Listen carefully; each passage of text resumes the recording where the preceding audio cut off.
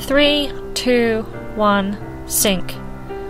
Okay, so this is actually a dragon discussion video, but I'm gonna do a couple of things. Just because this video footage is very long, I'm gonna talk about this game a little bit.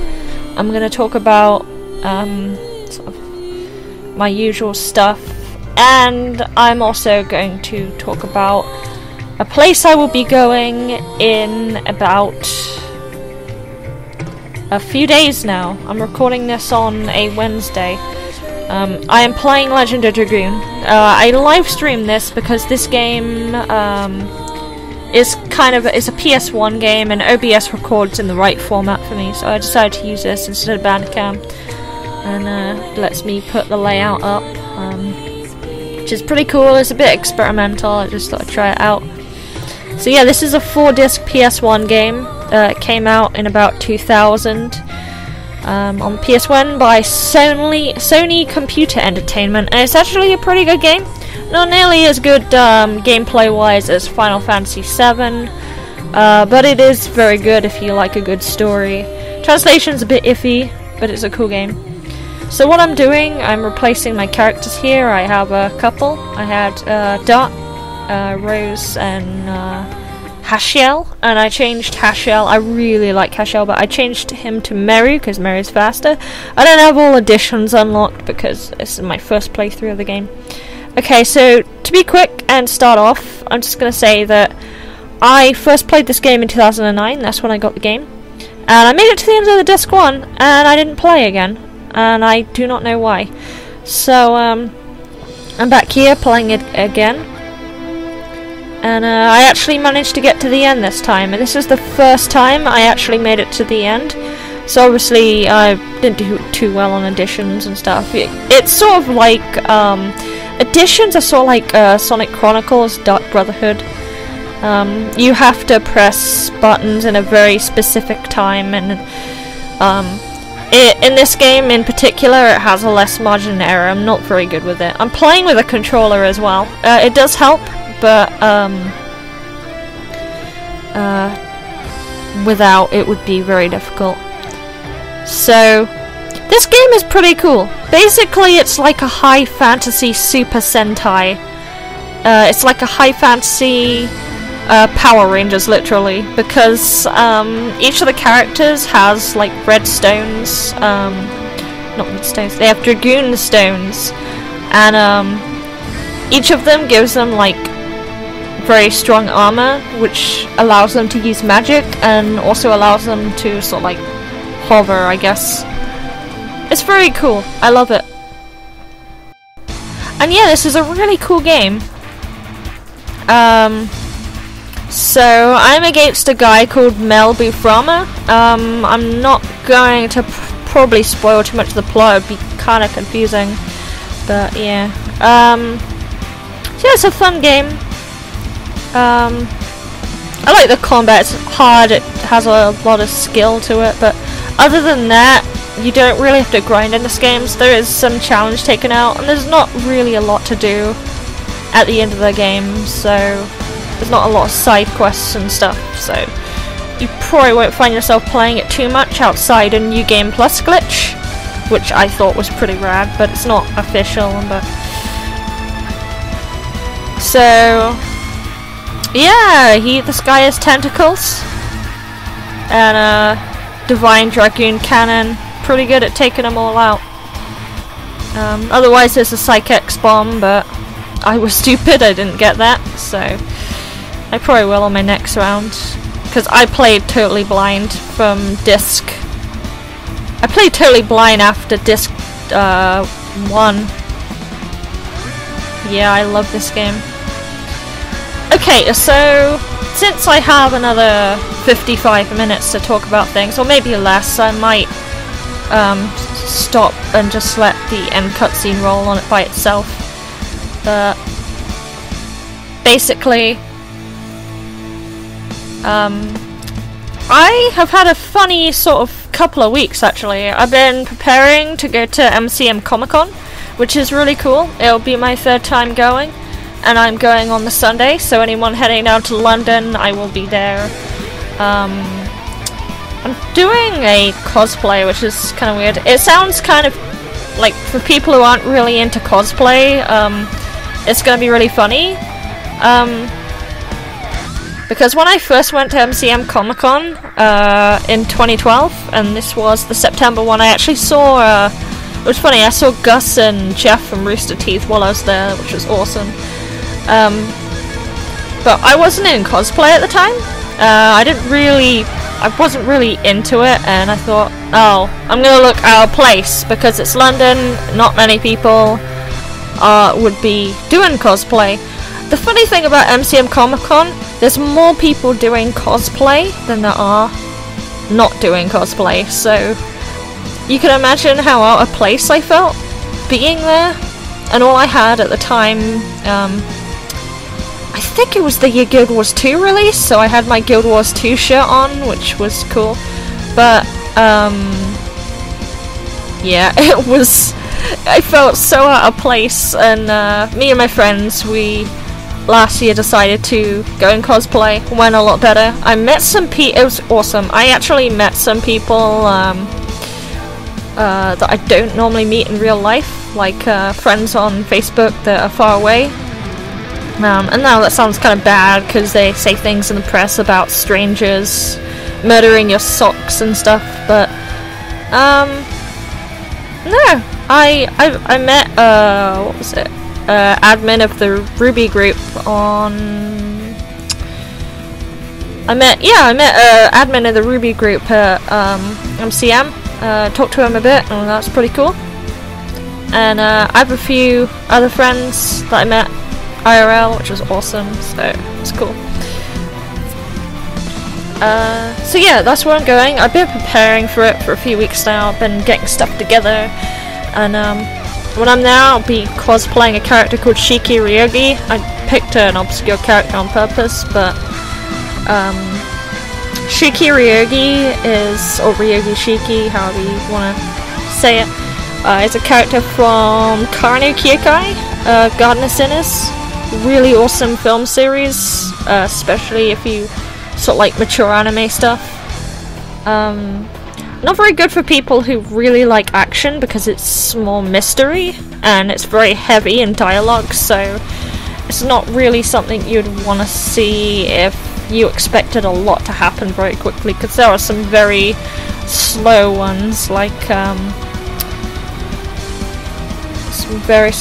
Paradox Spiral, especially for the mid sections of that film. But they're very good movies. I do recommend them. There is very graphic imagery. I wouldn't recommend them for people who aren't I wouldn't recommend them to people who are like sensitive to like rape themes and stuff, because and murder, because it's very sort of prevalent. But yeah, I really enjoy it. It's one of my favourite movie series, and I have the box set on my shelf. It's awesome. But yeah, that really sums it up about Comic-Con. This video itself was actually supposed to come out on the Sunday. Well, the recording would at least be happening on the Sunday. But I had a bout of illness over the weekend, and it sort of came on quite suddenly, and I'm still sort of recovering from it. It is going away now, and it will be gone by Comic-Con, which is cool. But yeah, it resulted in me not being able to talk, and I couldn't actually. I had the video done. I got this stream done on Saturday, and by the time it was Sunday and I went to record it, I couldn't record any audio, so it's a shame. So what's for Dragon's Prophet lately? It's been a while since I mentioned DP. In fact, it's been a while since I've done a video in general. I want to get some points across about the Sitheran update. I think I'll do it in this video in particular. I do have something planned, Dragon's Prophet related, but I don't think it's going to be anything that you probably haven't seen before. I might do a music video again, because I've been itching to do one for a really long time now, so maybe since December, and I might get that done. I always like to theme it around some kind of plot or something, and some kind of fictional thing. But yeah, I think the Sitheran update in itself is very underwhelming. The Sitheran update is...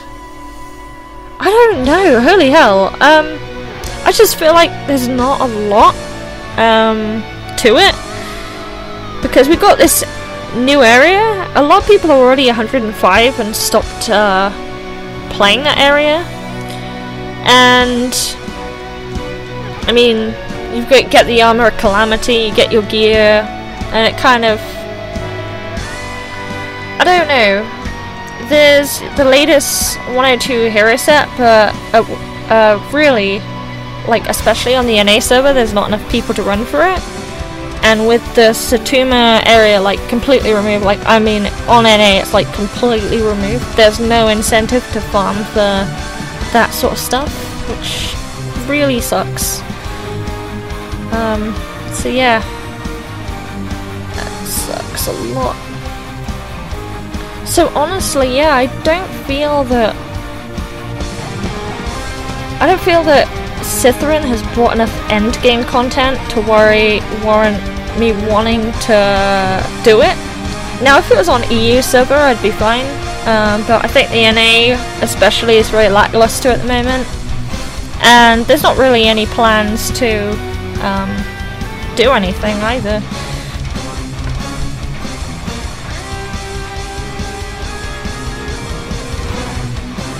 This enemy is like a vacuum cleaner, except he can eject out your characters. So basically, this guy's like changed forms, like Bizarro Sephiroth style, and now he looks like a washing machine that's actually a vacuum cleaner. So he sucked up dart, and he can actually fire him back out. And I suck at additions, I really do. I think Demon Dance is like one I can sort of do okay. Yeah, I need a lot of practice. You can tell I didn't play this game a lot, so I'd like to play it more. I definitely want to do a New Game Plus. It's really awesome. So I don't think Mary is really doing a whole lot, but whatever. I could have made this battle a lot shorter. But obviously he doesn't deal a lot, so I was never really too worried.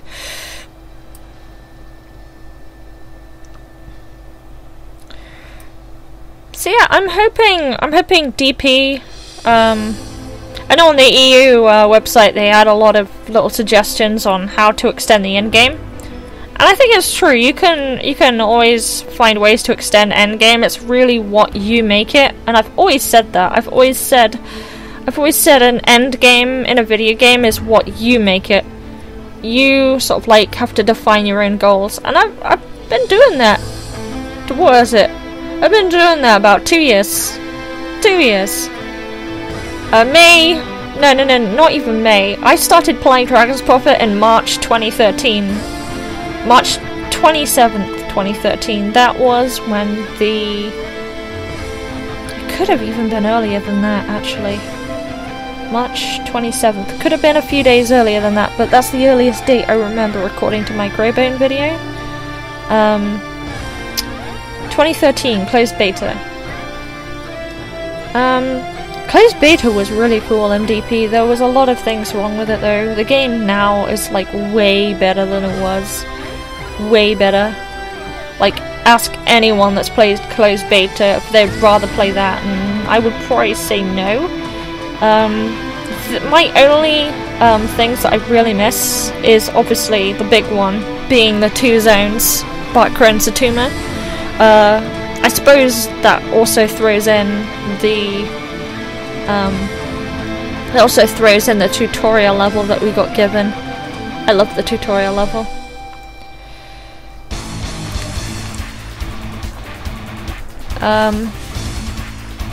What else? Another thing, I really like the tradable flutes, which is pretty cool. I think the reason why they changed them to soulbound is because people were giving them to outs, and outs were getting these dragons really easily. I think that's kind of redundant now, though. with Dragon X, is there really a need to make Soulbound still? Mind you, Runewaker isn't keen on re-editing old combat, and hence why combat content. They aren't really too keen on investing in fixing old content, and they tend to just make new content to replace what has already been lost. So it's the reason why you see things like the latest 102 set, because of where the latest set became too weak with level upgrades. They created a new one, and then they made the new one way harder to get and the old one easier to get. By the way, that's totally going to happen with the third latest set. I can see it coming. There is going to be a third latest set. I'm not shitting you. And I still don't master Demon stance, which sucks.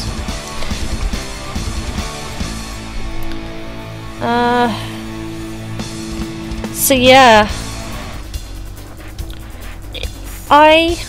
Another thing I liked about closed beta is the fact that well, basically you had more like little pets and titles from the new zones and all that, and there were a lot more players, obviously. I wish I'd screen capped it, but I remember when I first started playing and there was like a billion Runewaker dragons everywhere, because so many people had them, because they had all got the founders packs, and you just don't see those anymore. I think there are a few Runewakers around, but I believe some of the ones people acquired are through the old illegal soulbound trading. So I don't know. I'm kind of cautious, because just because I see someone on a Runewake, I don't necessarily believe that they earned that. But I can't always doubt. So yeah, if you may have noticed, this boss goes through for some weird phases. It goes through first generation, which just happened while I was busy talking about something else, and now this is second. And I think it's some kind of weird, like, creationist message or something. It's really weird. And obviously, each generation, he just changes form. So it's like, first there's space, then there's earth, and then there's water. I think that's what it's trying to convey. It's pretty cool. So, things I didn't like about closed beta, and this is really the reason why people don't want closed beta to happen. First, we didn't have any endgame content. Our endgame content was running Dinar Temple. That was it. Just running Dinar Temple. And you can imagine how quick that ends. Other than that, there was no treasure hunts, there was no latest, there was no column of the prophet, there was no... pretty much no arena, no... the only thing you had was the achievement window, and that didn't have a lot in it. You didn't even have the capture achievement titles like Sitheran Knight and Inatia Knight or anything like that. So yeah, that was pretty much it. I suppose one thing you can take away though is that ancients back then were actually worth something, and they just devalued so quickly, especially considering things like Whispering Wind. Whispering Wind was like a dragon that spawned every 4 days, so assuming there's no server resets, if 12 days passed, only 3 people could possibly have that dragon within the first 12 days of the game. And if you put the scale much higher than that, so say you have 120 days, that's 30. That is 30. That is just 30 people with Whispering Wind. So you can imagine, it would be... a year could go by and there would be a limited number of people with that dragon, and if that's something Runewaker wanted, then I suppose. I think the reason why they did change it though, because they weren't too keen on the old RNG thing, because, you know, people had to camp hours to get a 4-day dragon, and you get these people that spend a load of time, and then some random guy would come along and he would find it and he would cap it on the other side of the map. So that kind of sucked for people camping, a lot of lost hours. And I personally have camped for stuff in my time too. I'm trying to think of the dragon I camped the most for. Probably Dark Flame or Recursive Nightmare. I had a lot of problem with those two, mainly because a lot of them decided to spawn when I was one level too low to cap, and then suddenly I never saw them again. I actually had this one funny moment, this one really funny moment where a dragon spawned on me, and basically it was a Recursive Nightmare. I logged in after I'd come home from work. There was a Recursive Nightmare right in front of me as soon as I logged in. I was even on the right channel for it. And I actually still have the screenshot. I'll probably put this screenshot up because it was hilarious. And it was back when people like Xliastes and Overpowered played, and they were like the main people I usually latched with guilds and stuff. Like, I've changed guilds a couple of times, and there's a couple of reasons why I change guilds now and again, and it's nothing ever too major. Because the guilds are growing and dying all the time. Sometimes the reason's personal. Sometimes it's just I want to be with friends and stuff. So no offense to anyone that I've left for. I think, and it's funny. I'm gonna actually be frank in this video because why the fuck not? There was a time, so I think the first time I left Dragonspine because the guild kind of died a bit, and I decided to move with, I believe it was Final, because Overpowered and Xliastes moved there, and I joined those guys. And what was after that? Then after that it was Merchant Syndicate, because then Final died. Everyone remembers when that happened. It was after 2013ish.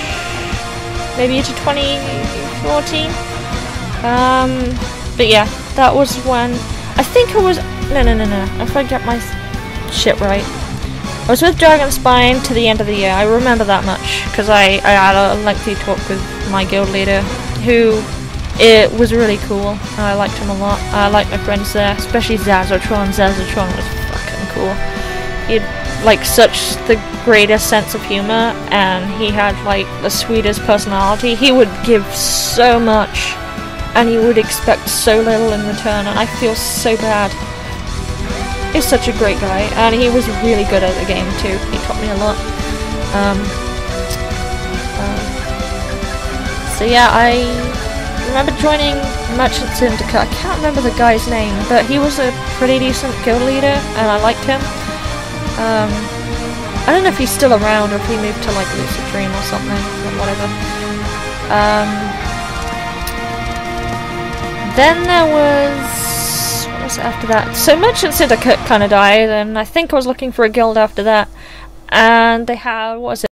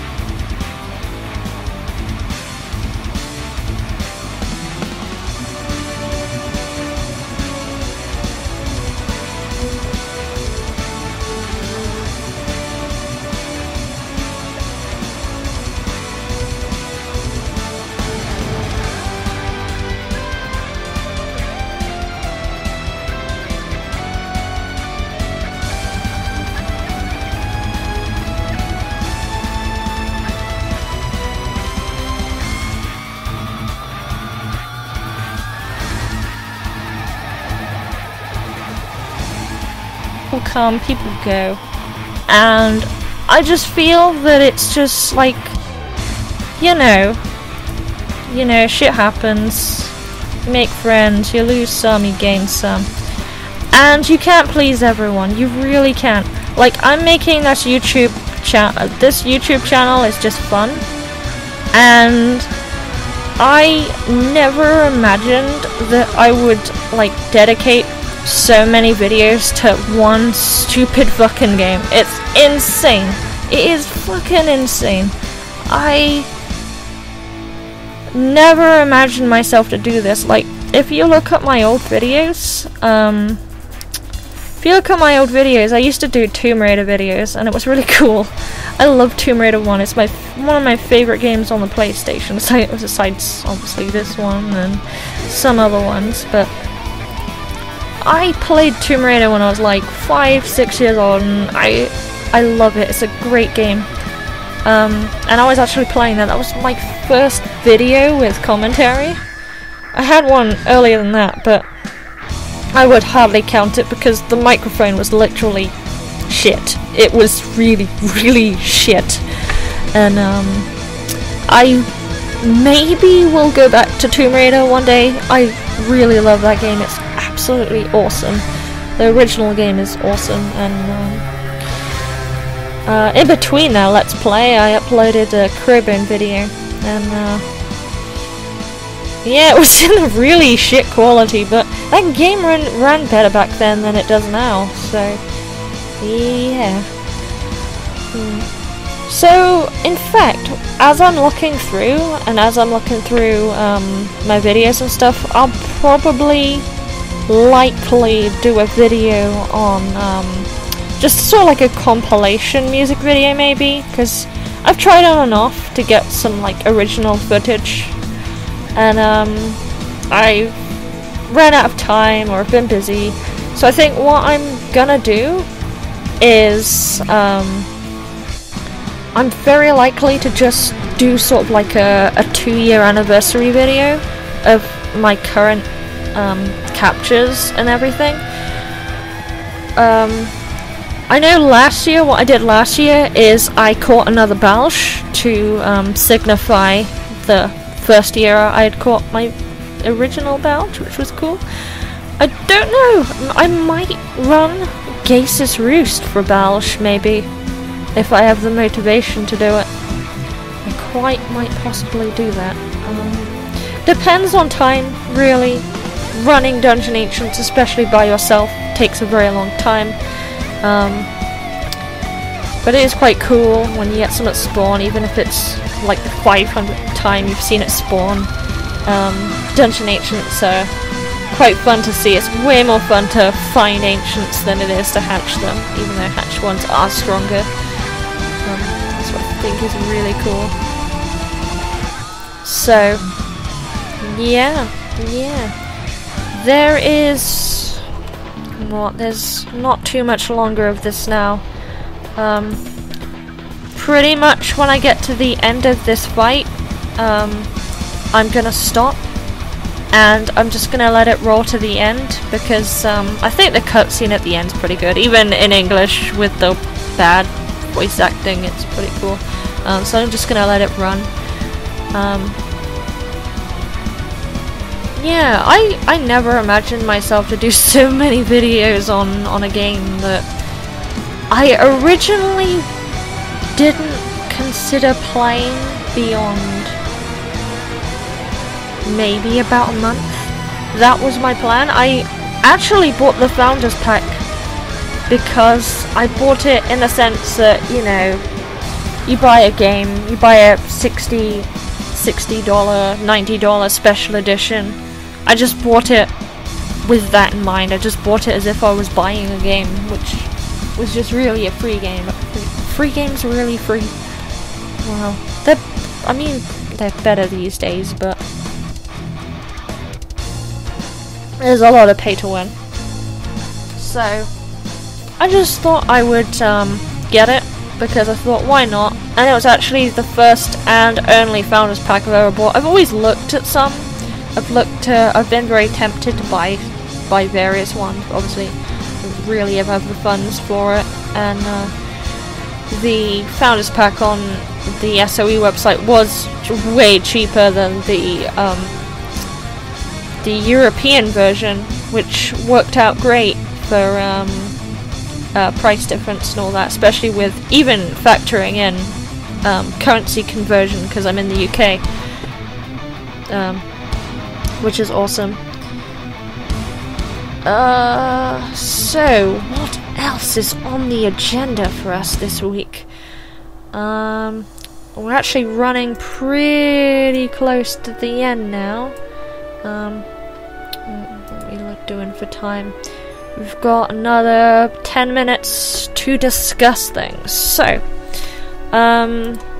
if any of you are coming to London, which I doubt many of you are, most people who view YouTube are usually from the US or some other country. The UK is a very small country unless you're travelling from Europe over boat, which you are, kudos to you. If you're coming through America by plane or Australia, double kudos, because that must cost a hell of a lot of money for you. Namely the reason why I can't really go to these other events and all that. But yeah, MCM is definitely the biggest one in the UK and England, and nowhere near as big as Gamescom. Gamescom belongs to Germany. Germany has probably the best con. Well, I suppose it's more games and stuff, but yeah, it's one of the better cons, Gamescom. Maybe I'll visit it one day. I love Germany. Absolutely adore Germany. Love their sort of culture and stuff, and very into it. I can also sort of speak German a little bit, but I probably won't do that on this video because I'm gonna make a fool of myself with my broken Deutschland spiel. So,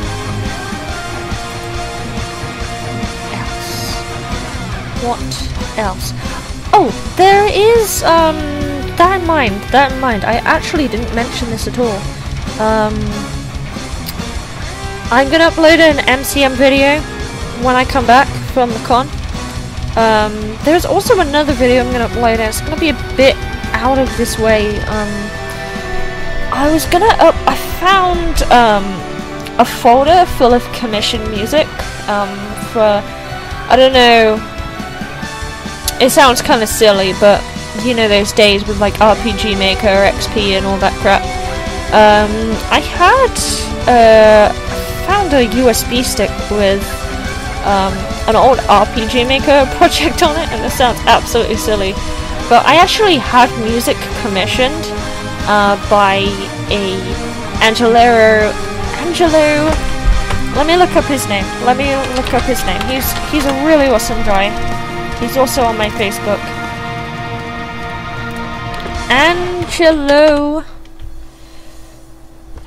Angelo, come on.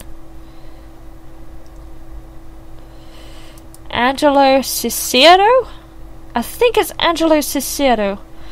But yeah, I actually commissioned a ton of music from him, and it's basically for like a little non-commercial. It was like a free game that I worked on, and it was pretty cool. I just made it by myself during my school days when I was in middle school and a little bit of high school. But it was pretty cool. It had like characters like Adena, you know my name as Adena on the forum. It's actually based on a character of mine named Adena Krieger. I even have a Savage Shockwave named that. But Adena, very corny name once you find out what both names mean anyway. So, but yeah, there is Adena Krieger, and of course Zephyr. Zephyr is probably my main nickname on most things.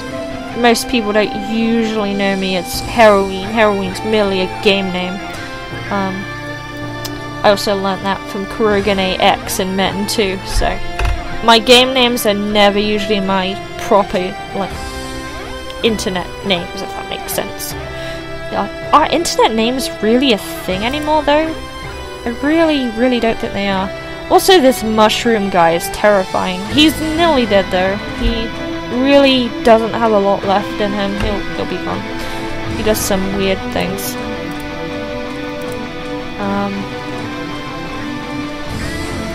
So yeah. There's some really cool stuff. So I wonder what sort of stuff I'll be doing in the future. I'll still definitely play DP, like, no matter what the fuck happens, like, unless SOE declares the server shut down, which, you never know, could be closer than it looks. I will not go from DP. The funny thing with DP is, my last MMO, which was Met in 2 UK, very dated game now, very dated game, if you look it up, but, I can say for Met in 2, I have never played such a drama-filled game in my life, and I honestly do not believe that anything in DP is on that level. Like, Met in 2 was like my, serious, mental training for twats in online games, to be totally frank with you, and, had some run-ins with, people called Bluffmaster. There was one guy who was playing as, he kept changing his, identity and stuff. Like, one day he was a man, and then the next he was a woman, but, yeah, I've never played a drama-filled game. If you want to look up stuff about Met in 2 and, the equivalent of drama, there's a website called, Liquiron. I'll actually probably link it in the description, it's kind of a funny name. But if you check the news, it just non-stop talks about GM corruption and in-game corruption. It's awesome. Very interesting read, especially even if you don't play the game. Yeah, I haven't played that game since 2009, long time ago. And even my bird, my Crystalline Chaos bird, is called Jaded One, after that character, after one of my friends in Met in 2 UK. Very awesome person. So we're getting near to the end of the game now. I'm actually gonna probably finish here, I think. So I hope this has proved interesting for you. I thought I would talk flat about a few things. Probably, you know what, I don't care. I'm just gonna put this video out anyway, and some may like it, some may not, but this is just me talking over a Legend of Dragoon video, and Legend of Dragoon, I love this game. I want to play it again. I would probably not let's play it, it'd be very dull. I wouldn't make it very interesting or add anything to it. So I'm gonna probably leave you with the end cutscene, because this boss is literally about to die, and I'll let you enjoy it. So you guys have fun, and take care. Enjoy the ending of Legend of Dragoon. And if you haven't already, buy it on PSN in America, because it's a fucking awesome game. It's an awesome game. It's Super Sentai High Fantasy. It's awesome. And you summon dragons and stuff. It's great. Alright, I'll see you. You guys have a good day.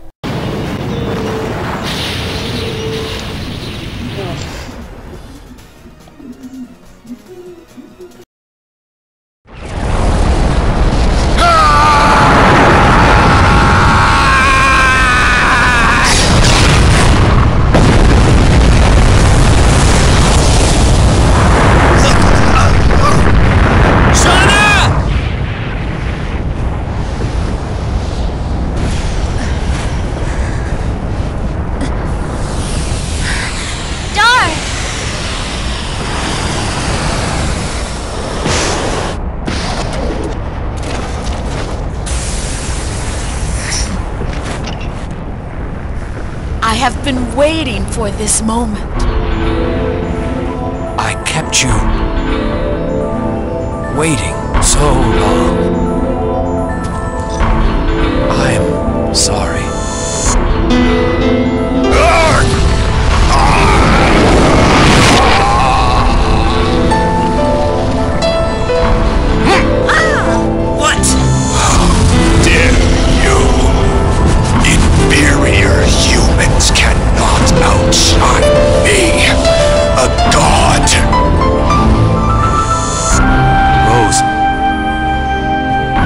time has come. This is the end of our long journey. Zeeg, Could you come with me? yes! I will never leave you again.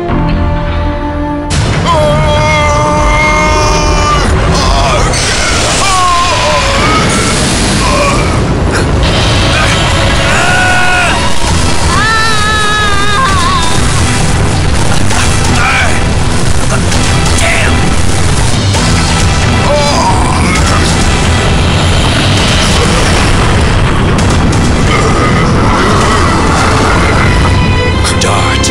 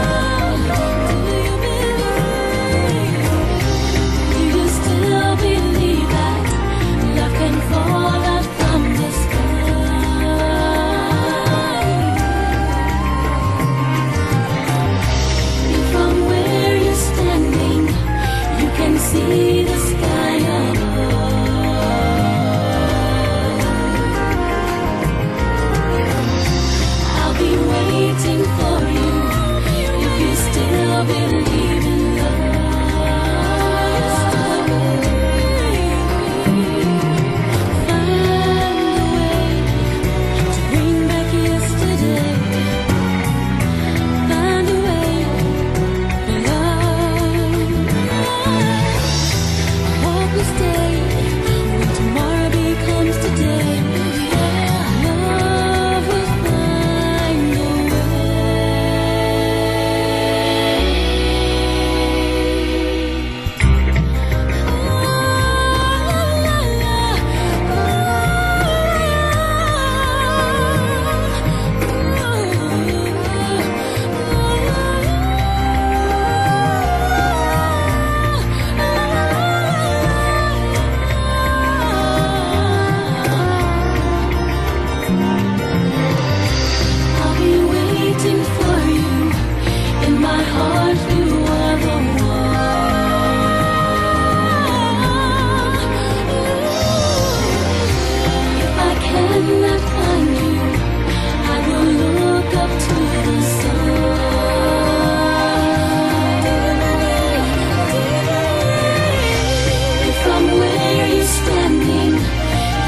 see the sky above.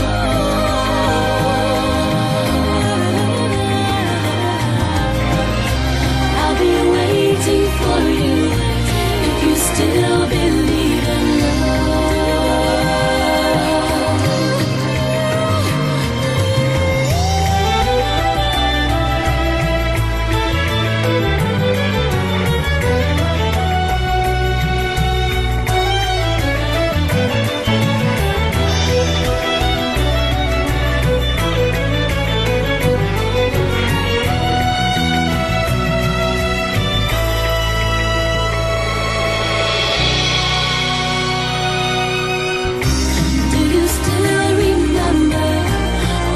time that has gone by.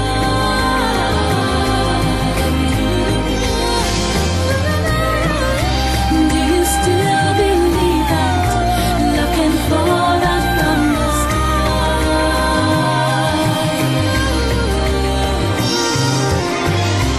If from where you're standing you can see the sky above,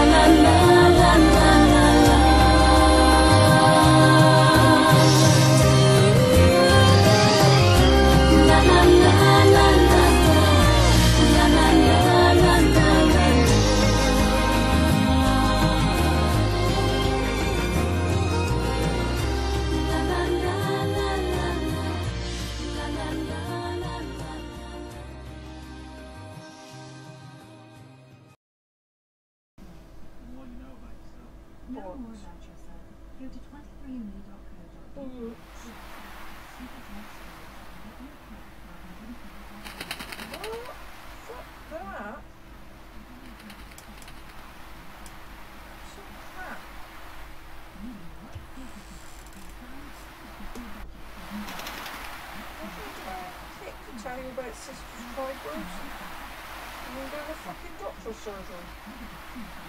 For free. About 25 quid.